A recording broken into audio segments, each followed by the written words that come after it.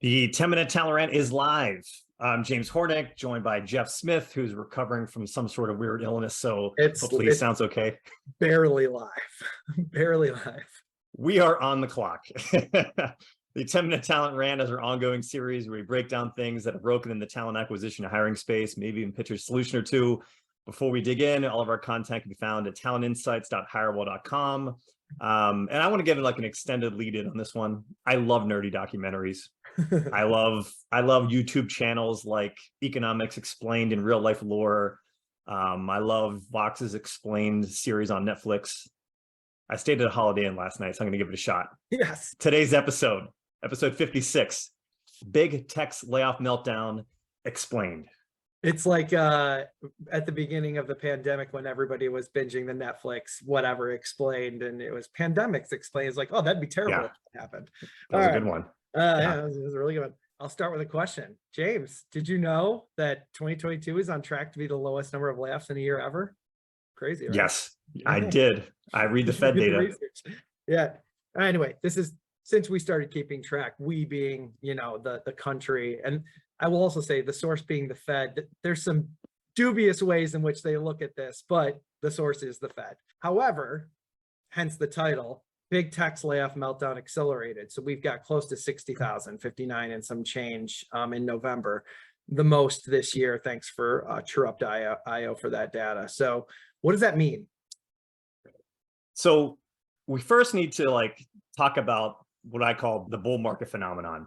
Poor business practices can thrive only because the economy is doing well. People have confidence. People invest in things that are doing well just because they're doing well. Like, why question what works? The last 10 years, ever since the actual meltdown in 2008, 2009, it's been pretty much straight up. Everything works. Everyone just keeps investing in stuff, especially technology. It's just exploded, as we all know. By everyone, I mean everyone. Regular people invest in Amazon, Meta, places like that, tech stocks, whatnot. VCs, they invest in pre-IPO unicorns. It's just money just getting kind of pumped into these things because it just keeps doing well. We think good times will just continue forever, so we keep throwing more money at it, but that in itself is a problem that causes a lot of these issues. Best case scenario, you're creating markets with ridiculously high valuations, way higher than they should be. Worst case scenario, you're pumping money into businesses that are awful and just don't make any sense. Yeah, totally. Everyone's the Forrest Gump that got the investment in the fruit company. Movie reference, if you know that, right? Look, without profitability to point to, which is a lot of these companies, one of the things, keeping it topical to our subject matter expertise, is headcount. They use that as a success metric. It absolutely should not be used as a success metric. No. These companies that have questionable financials, i.e., let's just generally say that don't make money, that's not a great thing. They continue to see sustained stock price growth, and it's based completely on future projections. So that fuels even more price growth.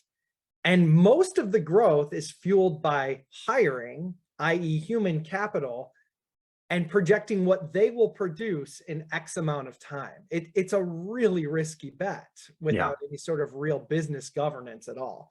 So this is kind of how we've come to accept that all of these tech stocks are worth 10, 50, 100 times their actual earnings. And it's been like this for over a decade now. I mean, this is kind of the second big cycle. And then suddenly, as everyone could have foreseen, but somehow didn't, we have inflation. It's crazy how that works. Yeah. It's one of those things that it hasn't been a big deal really in our lifetimes until now. So what happened was demand for products kept going up, and we're talking real products, not just tech products now, right? Yeah. But COVID jacked up the supply. How many times have you heard supply chain issues? That's a real thing. There's a ship stuck in a channel somewhere. Yeah. When there's still demand, but you don't have enough stuff to people to buy, that's demand's higher than supply, prices rise. It's just kind of real basic stuff. An inflation primer, maybe this can if some people have a hard time wrapping their heads around it. A normal amount of inflation is by design. Typically we target 2% inflation because it encourages people to spend money. It keeps the economy going. You want your money to be worth just a little bit less than yesterday. That way you don't hoard it. So if you ever hear people talk about how deflation is bad, and you're like, why is that bad? My money's getting worth more.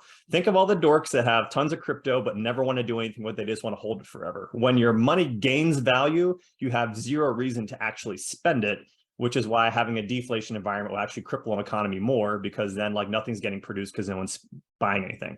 I think this is a very key point in this whole kind of equation, right? Yeah, it's a delicate balance, but inflation to the levels we're seeing, 7%, 8%, 9% is bad. That's where the Fed comes in. Their primary mandate, they have two mandates, but their main mandate is price stability. Second mandate is maximize employment, but that comes very much second to price stability.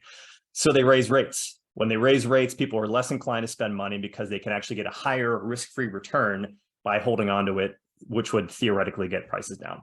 Got it. So how does that all happen? All right. So two things are typically going to happen here. Cost of capital goes up, meaning debt is more expensive. If you're a company, if you're running an organization, debt's more expensive. You have higher operating costs. You have a lower profitability. That drives layoffs. So sorry, I don't want to. So debt meaning borrowing, just so everybody understands what that means. Yeah, that's what the Fed's actually counting on. They want layoffs theoretically because when there's less people working, there's less money, there's less consumer demand, which curbs inflation. The second thing is the risk-free rate of money goes up, meaning investors, if you want to make an investment, but what you can get for not taking any risk at all is higher, you expect an even higher return for taking risk. So if you were okay, like with a 10% return when interest rates, free money was zero, but all of a sudden, no risk money is 5%, that 10% doesn't do it for you anymore. You need something even higher than that to kind of take that on. So ultimately, people make less investments until prices drop. Right. So examples, the biggest, Meta, Facebook, whatever we're calling it these days, they laid off 11,000 people in November. Stock is down 65% for the year. Amazon's another interesting case study. They've laid 10,000 people, which is not a very, very significant amount of people, but in the grand scheme of their structure, it's, we didn't look it up, but I'm guessing it's percentages, single digit. Stock's down 45%.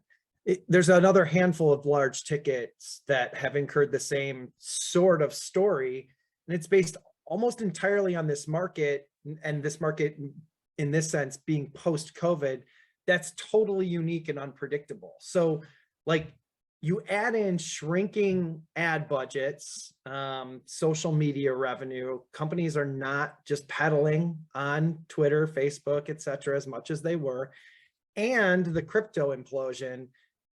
These are all the ingredients for the meltdown that we're seeing. Plot twist.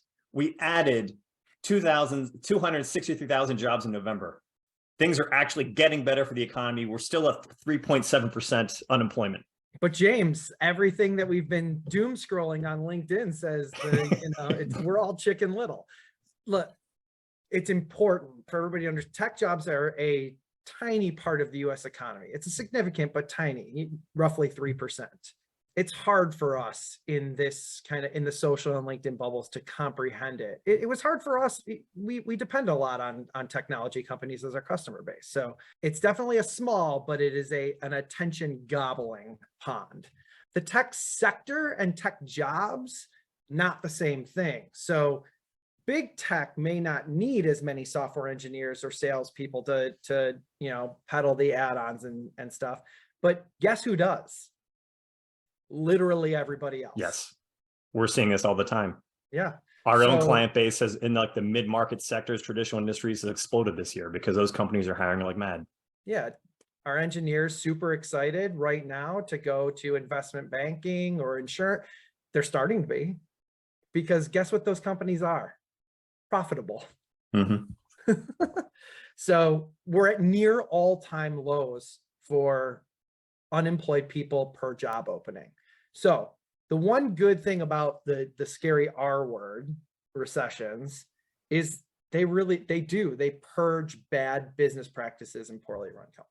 Investors have an important job. Now, there's always, anytime you start talking like investing, people don't realize there's actually a tangible like purpose for people who are investors, whether that's people like you and I, or whether that's big organizations, but they are the ones who actually determine how to best deploy an economy's capital to maximize output. Sounds like pie in the sky and whatnot, but think of it this way. If an economy is being propped up by government stimulus and free money, there's no need for investors to take their job seriously, and they throw money at literally anything just because they think it can work.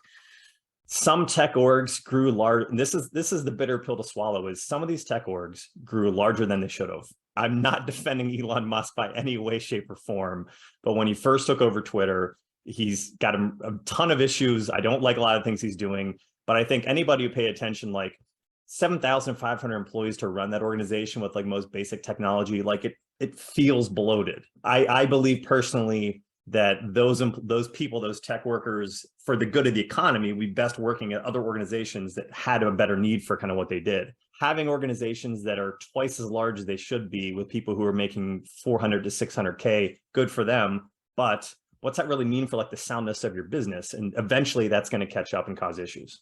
Yeah.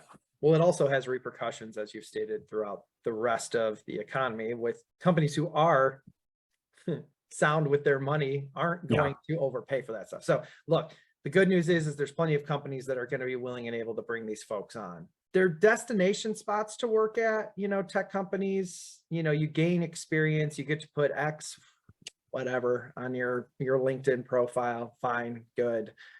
But thinking these places are going to be your long-term home, it's not realistic. They literally defined employment based on the market webs. Onward and upward. This is going to make us all stronger in the end. So we are short on clock, and that's a wrap for this week. Thanks again for tuning into the 10-Minute Talent Rant, part of the Talent Insights series, which is always available for replay on talentinsights.hireable.com, as well as YouTube, Apple Podcasts, Google Podcasts, Spotify, and Amazon. This is our last episode of the year. Jeff, thanks again, as always. Everyone out there, thanks again. Happy holidays, happy new year, and we'll see you in 2023. See y'all.